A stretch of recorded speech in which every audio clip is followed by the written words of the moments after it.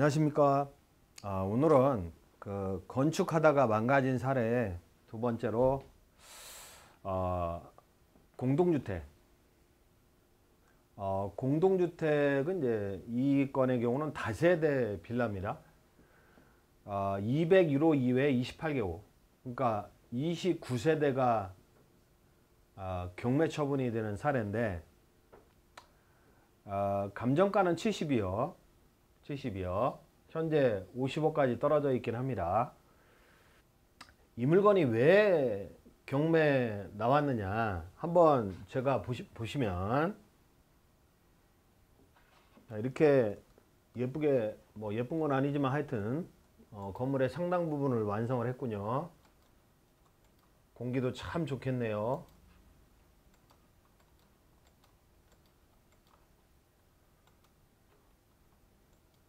근데 이쪽 지역에서 이런 식으로 경매 처분된 사례가 몇 건 있는데 사진상은 이렇습니다.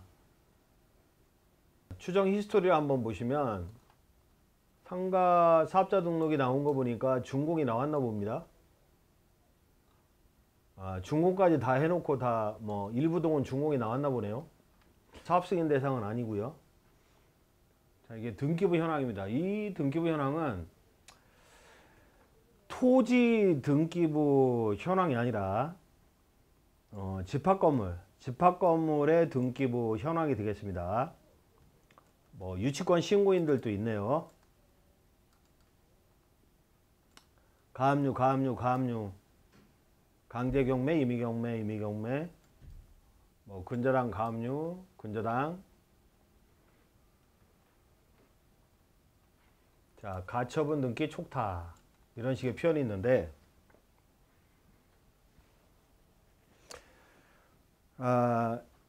건물에 대한 소유권 보존 등기가 가처분 등기 촉탁으로 인하여 되어 있는 거죠. 2015년도에. 토지 등기부는 제가 보지 않았습니다. 토지 등기부는 아마도 토지 등기부는 훨씬 이전에 13년이나 12년도에 토지의 저당권, 은행 저당권을 설정하고 건축비 대출을 받았을 겁니다. 나중에 미준공 건물이죠. 미준공 건물인 상태에서 가처분 등기 촉탁으로 인하여 시샘말로 대등기 친다고 하는데 건축주 이름으로 소유권 보존 등기를 하게 된 거죠. 히스토리를 한번 말씀을 드리면 추정 히스토리가 어떻게 되느냐, 29세대입니다. 29세대.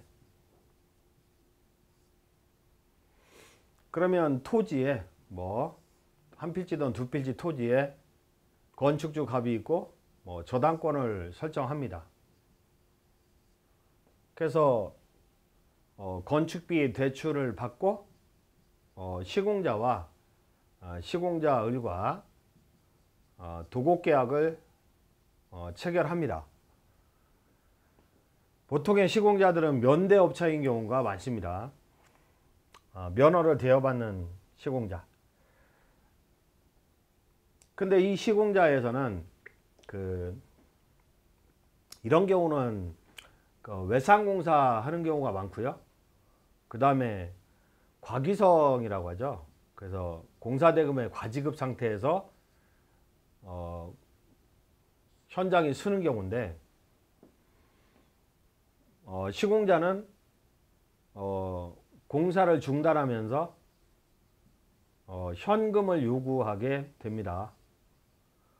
그러면 건축주는 아니 공사비의 일부는 외상으로 하기로 하지 않았냐, 근데 왜 자꾸 현금을 요구하는 거냐 했을 때 을은 나는 외상공사 해주겠다고 얘기한 적 없다, 계약서를 봐라, 기성대로 지급하기로 되어 있지 않냐, 이런 식으로 나오는데 할 말은 없습니다. 이 경우도 은행 대출을 받아서 현금을 지불했을 때 대부분은 유용하고 일부만 공사 현장에 투입을 하는 거죠. 역시나 세월을 놓고 볼 때 6년, 7년, 8년째 고생을 하고 있는 것 같은데 아마도 시공자가 뭐 병이나 뭐 정이나 이런 식으로 바뀌었을 겁니다. 중간 타자라고 새로운 시공자가 해준다더니 안 해주고, 중간 타자라고 새로운 시공자가 해준다더니 안 해주고, 이런 식일 겁니다. 여기 보시면 개인 채권자들이 있는데, 개인 채권자들이 6억이다 4억 5천이다 이렇게 돼 있잖아요. 4억이다 좀 금액이 이렇게 몇 억씩 설정이 돼 있어요. 이런 경우는요, 경험상 누구냐, 이 개인 채권자들이 누구냐, 대부업체들한테 미준공 자금을 대출을 받을 때 이 대부업체 이름으로 근저당권을 설정하는 경우도 있지만, 상당 부분은 대부업체 이름으로 설정 안 하고 개인 이름으로 설정하는 경향이 있습니다. 개인 이름으로. 그래서 수수료라고 하죠. 예컨대 뭐 이자 약정은 뭐 24% 하고 수수료 4%는 다른 사람 이름으로 이체를 받고요. 늦다가 이체를 받죠. 그리고 대부업체가 소개한 개인 채권자들이 이렇게 돈놀이 하는 경우가 많습니다. 그래서 개인 이름으로. 그러니까 뭐 두 번째나 세 번째 시공자가 그랬겠죠. 대부업체를 소개할 테니까 그 돈을 좀 해주면 한 달 내로 준공을 내주겠다, 뭐 이런 식으로 거짓말을 쳤겠죠. 그래서 이렇게 개인 채권자들이 그 대부업체로 들어오는 경우가 많습니다. 그러니까요, 토지의 저당권을 설정하고 시공사와 계약을 합니다. 근데 29세대 쭉 올리는 거죠. 공사 중단이죠. 그래서 예하고는 타절하고 병이 시공사로 들어섰을 때 병이 대부업체를 소개합니다. 그러면 대부업체는 어떻게 담보를 설정하냐면, 후순위, 토지에 대해서는 후순위 저당권을 설정하고요. 그 미준공 건물 있잖아요. 그 미준공 건물은 가라로 가처분 등기 합니다. 짜고서 공증받고. 그러면 법원에서는 가처분의 대상을 마련해 주기 위해서 직권으로 보존 등기를 하게 되죠. 그러면 세대별로 1순위 저당권을 취득하게 되는데, 바로 얘네들이죠. 1순위 저당권, 대부업체, 개인 이름으로 대부업체에 대한 투자자들이 저당권을 취득하게 되는 거죠. 가처분은 보존 등기를 하기 위한 수단이었기 때문에 등기부상 말소됩니다. 바로 말소가 되고, 이렇게 미준공 건물에 대한 보존 등기가 이루어진다는 거죠. 그래서 나머지 공정을 진행을 하는 거죠. 그래서 준공이 나는 경우도 있고, 대부업체 돈을 가지고, 또는 준공이 안 나는 경우도 있고. 근데요, 문제는 시공사에서 하도급 업체들한테 돈을 내렸어야 되는데 돈을 안 준다는 거죠. 그러니까 하도급 업체는 현장에 가압류를 치는 거죠. 현장에 가압류를 쳤을 때 판사는 건축주의 견해를 물어보지 않습니다. 일방적으로 인용을 하는 거죠. 공사한 거 맞네. 하도급 업체도 직접 청구권은 있거든요. 그러면 건축주는 나는 시공사한테 돈을 다 줬다 하고 항변해야 되는데, 항변은 재판에 가서 하는 거고, 일단 가압류는 다 들어온다는 거죠. 가압류는 들어온다. 그래서 이런 하도급 업체, 네미콘 회사 이런 데서도 가압류가 들어와 있는 거죠.